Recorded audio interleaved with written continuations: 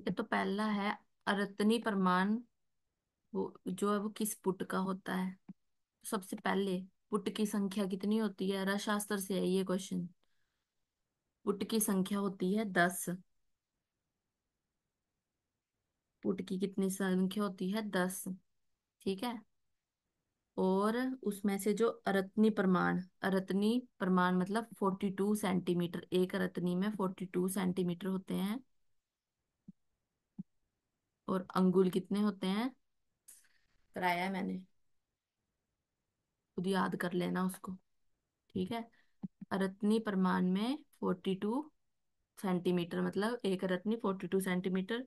और ये किस कौन से पुट का प्रमाण है? बराह पुट का, जिसका अनदर नेम क्या होता है? करोड़ पुट। ठीक है, इसके अनदर नेम पे भी क्वेश्चन बना है। अनदर नेम क्या है इसका? Crore put. Okay. Crore. Okay. अब इसकी बात हो ही रही है तो इसमें ये लिख लो, कितने वन्य उपल, मतलब कि जो गोबर से बनाए जाते हैं ना उपले, कितने यूज होते हैं इसमें पुट में? तो 500। 500 उपले यूज होते हैं इसमें। ठीक है, ये तो रसरतन समुच्चय ने बता दिया। और एक और आचार्य होते हैं कुलकर्णी। पुट टॉपिक जो है वो अपने आप में इम्पोर्टेंट है, पर अभी इधर क्वेश्चन में हमें ब्राह आया है तो केवल हम उसका देखेंगे, बाकी रसशास्त्र में करेंगे। ठीक है। तो 500 कितने हैं इसमें उपले यूज होते हैं, और कुलकर्णी ने कितने बोले हैं? 150। कुलकर्णी।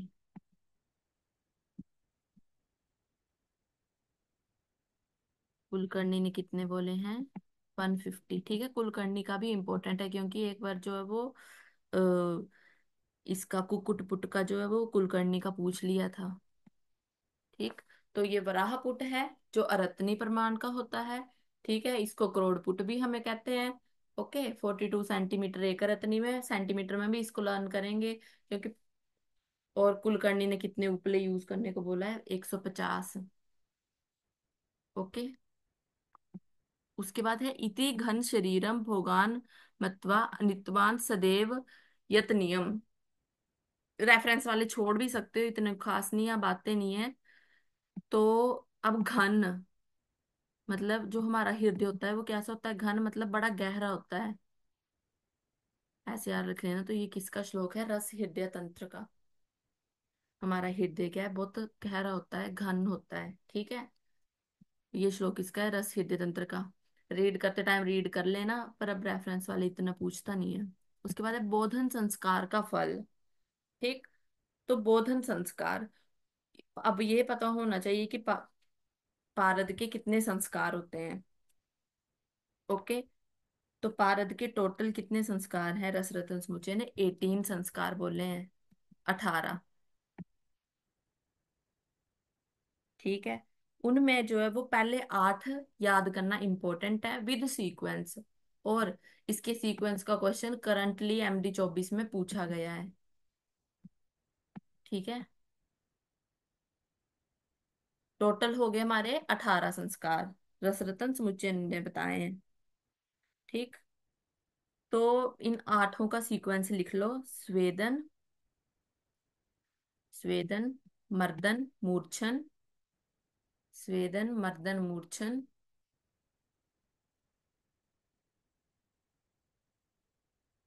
उत्थापन। स्वेदन, मर्दन, मूर्छन, उत्थापन।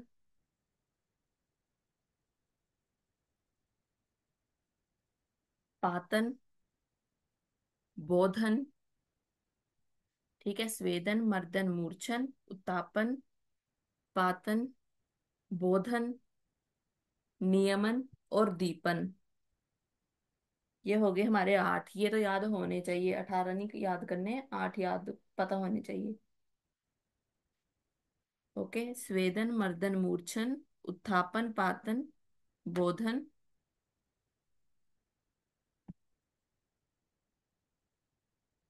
नियमन और दीपन।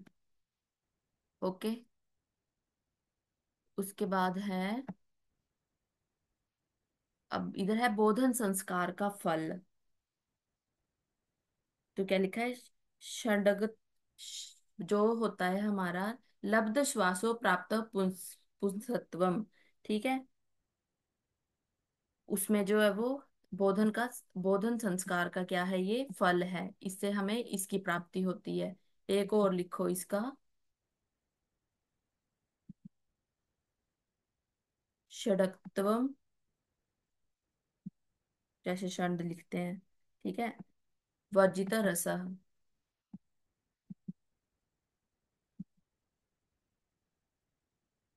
वर्जित रस। ठीक है, तो षंड शब्द भी किससे हमारा कोरिलेट हो रहा है? पुंसत्व से। तो इनका पता लग जाएगा किससे क्या है ये, हमारा बोधन। ठीक है, बोधन संस्कार के फल हैं वर्जित रसो, वर्जित रसो। ओके, और लिखो। एक क्वेश्चन ऐसे पूछेगा कि कौन सा संस्कार जो है वो महामुख कर है, कौन सा संस्कार जो है वो महामुख कर है, महामुख कर। तो वो भी कौन सा है? हमारा बोधन। महामुख कर संस्कार कौन सा है? हमारा बोधन। एक और लिखो, वीर्य प्रकर्ष। तो देखो, पुंसत्व, ये षडंग वाला, और वीर्य प्रकर्ष, ये तीनों ही आपस में कोरिलेट ही कर रहे हैं, तो इनको याद करने में नहीं दिक्कत आनी चाहिए। ओके, ये बोधन संस्कार के क्या है, फल। और महामुख कर कौन सा संस्कार है? हमारा बोधन संस्कार। ओके, अब आगे है। मैम, हाँ अब जी, एक और कौन सा फल बताया था? वीर्य प्रकर्ष। वीर्य प्रकर्ष था, एक ये षडत्व वाला था, एक ये जो लिखा है इधर लब्ध श्वासो प्राप्त पुंसत्व वाला, और एक महामुख कर कौन सा है? हमारा बोधन संस्कार।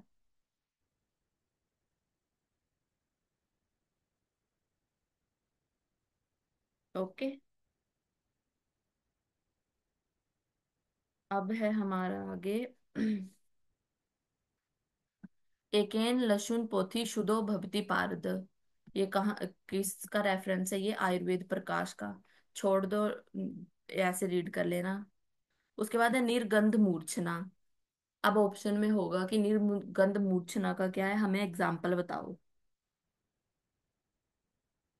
ठीक है, तो क्या है, इन्होंने लगाया काम दुग्धा रस। अब पता होना चाहिए मूर्छना कितनी तरह की होती है हमारी। देखो, दो तरह की मूर्छना होती है हमारी, सगंध, सगंध मूर्छना, और निर्गंध मूर्छना। सगंध और निर्गंध। फिर आगे सगंध के भी दो सब टाइप्स हैं, और निर्गंध के भी दो सब टाइप्स हैं। सगंध, मैंने नेट किया था। सौगंध के दो टाइप्स कौन से हैं हमारे? मैम, हाँ जी, आवाज कट रही है। अभी अब आ रही है साफ, बीच में कनेक्शन चला गया था, बारिश बहुत चली है इधर। आ रही है अब? अब आ रही। ओके, ठीक है, तो मूर्छना दो तरह की कौन कौन सी, सगंध और निर्गंध। ठीक है, तो सौगंध में, सौगंध भी दो तरह की है और निर्गंध भी दो तरह की है। आगे टेबलर फॉर्म बना लेना। अब सौगंध दो कौन कौन से हैं? सअग्नि सौगंध और निरग्नि सौगंध। ठीक, सअग्नि सौगंध और निरग्नि सौगंध। और वैसे ही निर्गंध मूर्छना के भी दो टाइप्स हैं, सअग्नि निर्गंध और निरग्नि निर्गंध। ठीक, बस सअग्नि और निरग्नि, आगे सौगंध लगाना है और निर्गंध लगाना है। Okay, done. अब सगंध मूर्छना में, ठीक है, जैसे मान लो ऐसे टेबल बना लो। एक मिनट, इसको मिटा दो, टॉपिक इम्पोर्टेंट है तो इसको हम, क्वेश्चन आया है उसके साथ ही कर लेंगे। अब सौगंध लिख लिया, अब इसको ऐसे एरो लगा दो। ठीक है, इधर लिखो सोअग्नि और इधर लिखो निरग्नि। ओके। अब सोअग्नि के एग्जाम्पल लिखो क्या क्या है।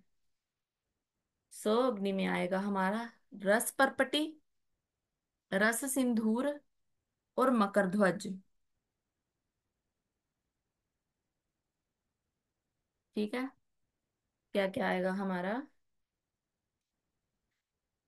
रस पर्पटी, रस सिंधूर, मकर ध्वज। ठीक है, मल पर्पटी और शिला सिंदूर। रस पर्पटी, रस सिंदूर, मकर ध्वज, मल पर्पटी, शिला सिंदूर। ओके। और अब ये हो गया हमारा सौगंध का सौ अग्नि वाला। अब सौगंध का निरग्नि वाला, इसमें एग्जाम्पल लिखो। केवल एक है, या कजली। ओके, ये हमारी होगी सौगंध मूर्छना। अब इधर कर दो शुरू निर्गंध मूर्छना। इसमें भी आगे दो एरो लगाओ। कौन कौन सा? एक आ जाएगा हमारा सोअग्नि, एक आ जाएगा हमारा निरग्नि। ओके, तो पहले इसकी निरग्नि में लिख लो मुग्ध रस। जैसे उसमें कजली पड़ा था निरग्नि में, इसमें भी क्या आएगा? मुग्ध रस। पर ये ध्यान रखना कि ये निरग्नि कौन सी है। निर्गंध मूर्छना की निरग्नि है कि सगंध मूर्छना की निरग्नि है? जो सगंध मूर्छना की निरग्नि था उसका एग्जाम्पल था कजली, और जो निर्गंध निरग्नि का है उसका है हमारा मुग्ध रस।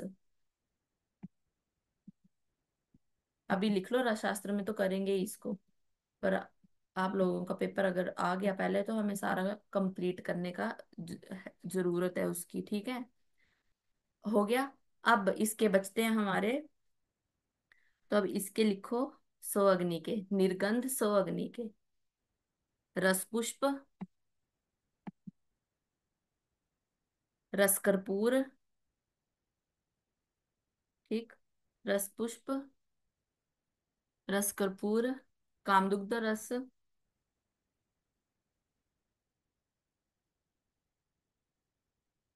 ओके, ये आ जाएंगे हमारे किसके? निर्गंध मूर्छना के। अब उसके बाद नेक्स्ट क्वेश्चन है हमारा रस कर्पूर की मात्रा। ठीक है, तो कितनी होती है? 1/64 से 1/64 टू 1/32। वेरी इंपॉर्टेंट, ध्यान रखना इसको। रसशास्त्र में कुछ मात्राएं जैसे रस कपूर की आगे संख्या की पढ़ेंगे, हीरे की आएगी, ये मात्राएं जो वैक्रांत की आएगी, ये चार पांच मात्राएं हैं जो इम्पोर्टेंट है। सो इनको तो याद ही रखना है, सारी मात्राएं नहीं याद रखनी। ठीक है, तो क्या है इसकी? 1/64 टू 1/32 रत्ती। ओके, रस कर्पूर। अब रस कर्पूर के कंटेंट्स भी लिख लो कि रस कर्पूर में क्या डलता है। क्या हो गया? ठीक है, तो रस कर्पूर में क्या डलता है लिखो। लिखो पारद, सैंधव और गंध का अमल। पारद, सैंधव और गंध का अमल। गंधक नहीं है, गंध का अमल है। याद रखना, क्वेश्चन यही आएगा। इसके कंटेंट कंटेंट बताओ रस कर्पूर में क्या नहीं है? पारद, गंधक। तो गंधक नहीं है। क्या पढ़ रहे हैं हम? पहले गंधक लिखो, गंध का अमल। H2SO4 है ये, गंधक सल्फर वाला नहीं है। गंध का अमल, गंध का